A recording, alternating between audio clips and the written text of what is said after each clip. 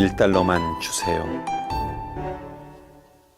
오래전 미국의 사업가인 케네스 벨링은 샌프란시스코 베이에 빈민가를 지나던 중 지갑을 잃어버린 것을 알았습니다. 벨링의 비서는 빈민가 사람들이 주운 지갑을 돌려줄 리 없다며 포기하자고 했지만 벨링은 지갑을 주운 사람의 연락을 전화기 앞에서 기다리기로 했습니다. 하지만 몇 시간이 지나도 전화 연락은 없었습니다. 비서는 지갑에 명함이 있으니 돌려줄 마음이 있었으면 벌써 연락이 왔을 겁니다.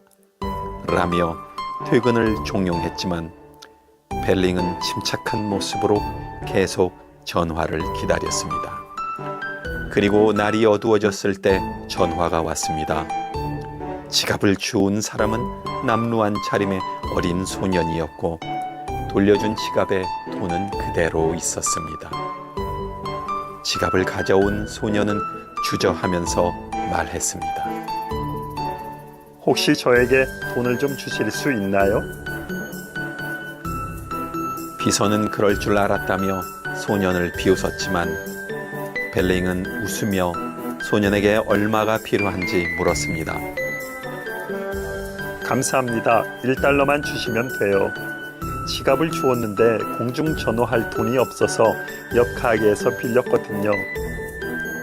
소년의 말에 벨링은 속으로 감탄했지만 의아하여 물었습니다. 내 지갑에 돈이 있었는데 왜 그 돈을 쓰지 않았니? 소년은 환하게 웃으며 대답했습니다. 그건 제 돈이 아니잖아요. 남의 지갑 돈을 허락도 없이 쓰면 안 되잖아요. 소년의 얘기를 들은 비서는 자신의 생각이 부끄러워 고개를 숙였습니다. 감동받은 벨링은 이후 돈을 돌려준 아이는 물론 빈민가에서 학교에 갈 형편이 어려운 아이들이 공부할 수 있도록 학교와 아이들을 도우면서 살게 되었습니다. 주운 물건은 주인에게 돌려줘야 해요. 너무나 당연한 이 사실을 어릴 적부터 배웠고 그것을 진리로 여기던 시절은 누구에게나 있었지만 막상 돈의 유혹을 떨친다는 건 쉬운 일이 아닙니다. 당연한 사실을 당연하게 받아들여 그렇게 행할 수 있는 사람에게 진정한 경의를 표하고 싶습니다. 복받고 잘 사는 비결. 한 소년이 황소 등에 책을 가득 싣고 걸어가고 있었습니다. 때마침 실학사대가로 불리는 이서구가 그곳을 지나가다 그 모습을 보았습니다. 10여일이 지나서 일을 마치고 고향으로 돌아오는 길에 지난번에 그 소년을 또 다시 만났습니다. 여전히 황소 등에 책을 잔뜩 실은 채 걸어오고 있었습니다. 이서구는 소년에게 물었습니다. 전에도 황소 등에 책을 싣고 가는 것을 보았는데 오늘도 이렇게 많은 책을 싣고 가는 걸 보니 너는 책은 읽지 않고 싣고만 다니는 게냐? 그러자 소년은 대답했습니다. 소인은 집에 있는 책을 다 읽어서 일갓집에서 책을 빌려다 보고 있습니다. 못 믿으시겠다면 제가 읽은 책을 보시고 물어보시면 되지 않겠습니까? 황소 등에 실려있는 책을 본 이서구는 깜짝 놀랐습니다. 유교 경전뿐 아니라 통감 강목, 제자 백가서 등 어려운 책이 대부분이었기 때문입니다. 이서구는 믿기지 않아 쌓여있는 책 중 한 권을 들고 책의 내용을 물었고 이서구의 물음에 소년은 거침없이 대답했습니다. 거목이 될 묘목이로다. 이서구는 소년의 머리를 쓰다듬으며 혼잣말로 중얼거렸습니다. 이 소년이 바로 조선시대 최고의 학자 다산 정약용입니다. 정약용은 어렸을 때부터 독서 삼매경에 빠져 때마다 식구들이 그를 찾기 위해 애를 먹을 정도로 학문에 대한 열정을 보였다고 합니다. 독서의 중요성은 예나 지금이나 변함이 없습니다.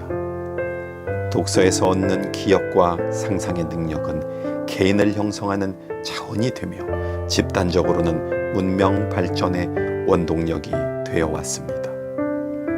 독서는 나를 나답게 하고 지혜롭게 하기 위한 창조적 실천의 훈련이며 독서를 통하여 지식을 창조할 수 있고 남다른 능력을 발휘할 수 있음을 알 수 있습니다. 그런데 MBN 2022년 1월 14일 기사를 보면 우리나라 성인 52.5%는 1년에 책 한 권도 안 읽고 전국 평균 독서량은 4.5권이라고 합니다.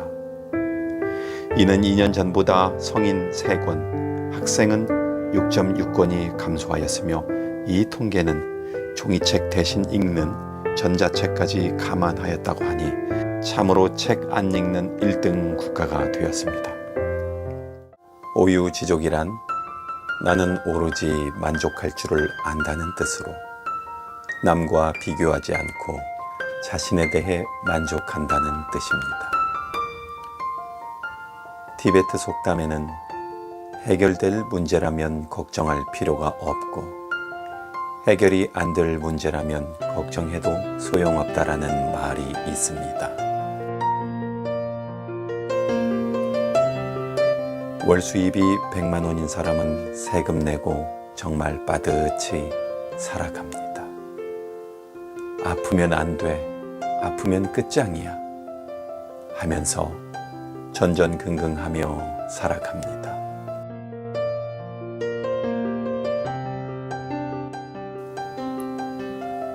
월 수입이 300만 원인 사람은 자녀들의 학원비 내고 보험료 내고 그러면서 전전긍긍하면서 살아갑니다. 월 수입이 500만 원인 사람은 주식 투자도 하고 주택 융자도 갚으면서 전전긍긍하며 살아갑니다. 월 수입이 1000만 원인 사람은 자녀의 해외 유학비를 대느라 전전긍긍하면서 살아갑니다. 월 수입이 1억 원인 사람은 그 수입을 유지하려고 전전긍긍하면서 또한 살아갑니다.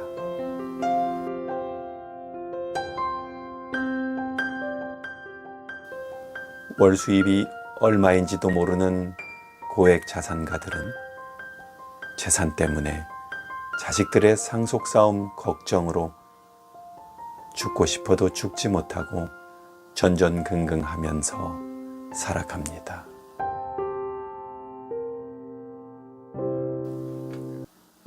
이 세상을 살면서 걱정 없이 사는 사람이 어디 있겠습니까? 어느 누구든 크든 작든 걱정거리 몇 가지쯤은 가슴에 담고 살아가는 것이 우리 인생사입니다. 오늘도 모든 욕심 내려놓고 작은 것으로 만족하면서 살아가라는 것이 바로 오유지족의 교훈입니다.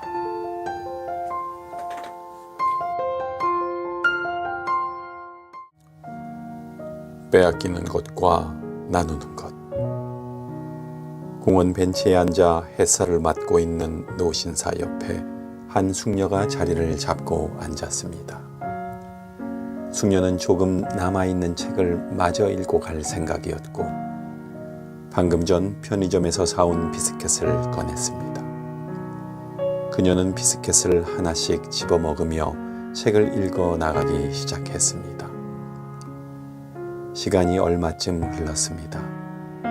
비스켓 줄어드는 속도가 왠지 빠르다 싶어 곁눈질로 보니 아니 옆에 앉아있던 노신사가 슬며시 자기 비스켓을 슬쩍슬쩍 빼먹고 있는 것이었습니다. 아니 이 노인네가 화가 은근히 났지만 모른 척하고 비스켓을 꺼내 먹으려는데 그 노신사의 손이 슬쩍 다가와 또 꺼내 먹는 것이었습니다. 눈은 책을 들여다보고 있었지만 이미 그녀의 신경은 비스켓과 밉살스러운 노신사에게 잔뜩 쏠려 있었습니다. 비스켓 케이스는 그 두 사람 사이 벤치에서 줄어들며 마지막 한 개가 남았습니다.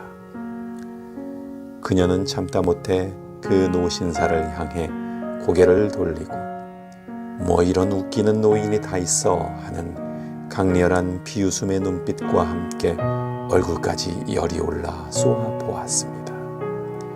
그 노인은 그런 그녀를 보고 부드럽게 씩 웃으며 소리 없이 자리를 뜨는 것이었습니다. 별꼴을 다 보겠다고 투덜대며 자리를 일어나려던 그녀는 깜짝 놀랐습니다. 그녀가 사가지고 온 비스켓은 새것인 채로 무릎 위에 고스란히 놓여져 있었습니다. 자신이 그 노신사의 비스켓을 집어먹었다는 사실을 그제서야 깨달았습니다. 오히려 자기 것을 빼앗기고도 부드럽게 웃던 노신사. 하지만 그 노신사는 정신없는 그 아가씨에게 비스켓을 빼앗긴 게 아니고 나누어 주었던 것입니다.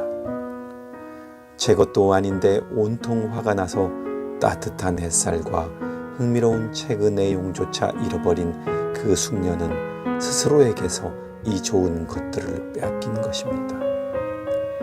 이야기 속 비스켓은 작은 것이지만 인생을 살다 보면 작은 것을 담아다가 중요한 일에 결정적이고 치명적인 상황을 만들 수도 있는 것입니다. 인생에는 수많은 1,000원짜리 비스켓 같은 상황이 반복됩니다. 교만과 이기심으로 무장하고 남이야 어찌 되건 나와 내 가족이 우선이라는 인생관을 자식들에게까지 물려주는 사람들이 많은 시대입니다. 빼앗기는 것과 나누는 것. 세상을 살면서 어떤 삶을 살아갈 것인가는 각자의 마음에 있는 것입니다. 빼앗긴다고 생각하기보다는 나눔의 지혜가 많이 필요한 시기인 것 같습니다.